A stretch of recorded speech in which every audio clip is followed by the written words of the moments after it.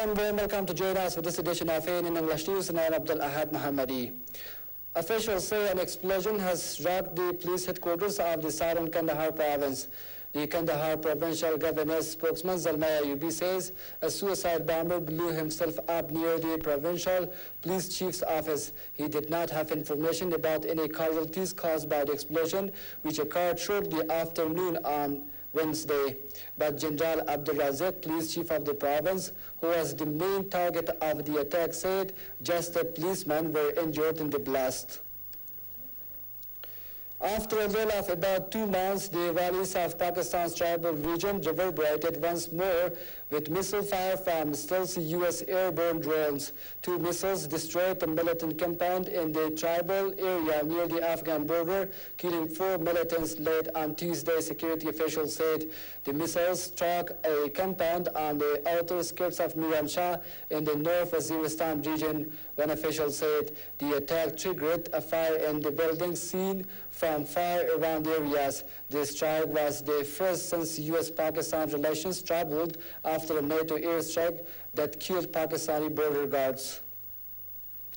The case of a tortured Afghan child bride that shocked the world will be taken directly to President Hamid Karzai.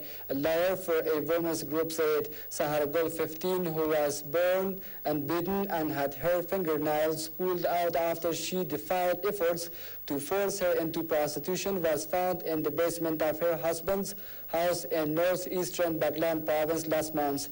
The girl, who had been locked in a toilet there for 6 months, is still traumatized and barely able to speak of her ordeal, but wants her husband and in-laws jailed, said Afghan Women's Network lawyer Vida Latif.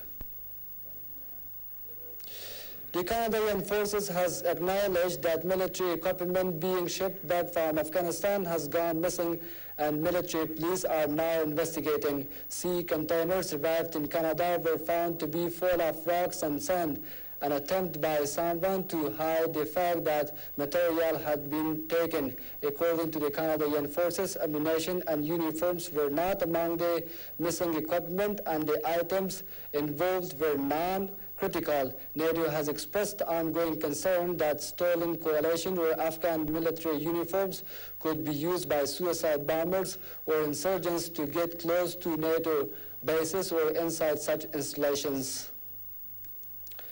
An Iranian nuclear scientist was killed by a bomb placed on his car on Wednesday in an attack Tehran's deputy governor blamed on Israel, rising the diplomatic temperature in a standoff with the West or Iran's nuclear program. The bombing, which a city official said was similar to attacks a year ago on nuclear scientists in Iran, came as the United States sought to persuade a skeptical China to help efforts to toughen sanctions against Iran. U.S. Treasury Secretary visiting Beijing appealed for Chinese cooperation on nuclear non-proliferation. The U.S. and France have condemned the speech by Syrian leader Bashar al-Assad, which blamed an external conspiracy for the mass uprising against his rule. The U.S. State Department said President Assad had thrown responsibility on everybody but back on himself. France's foreign minister said the speech amounted to denial of reality.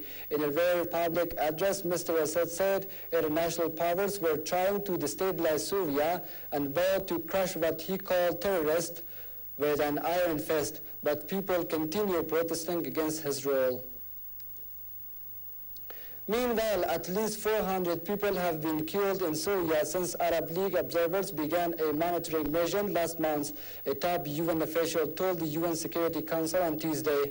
UN Under-Secretary General told the Council that an average of 40 people a day have been killed in Syria since the Arab monitors arrived in Damascus on December 26, according to envoys at his closed briefing.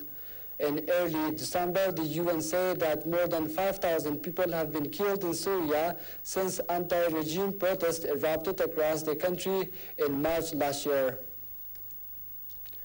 The U.S. Republican presidential candidate Mitt Romney has taken another stride to nomination after a solid victory in New Hampshire's primary.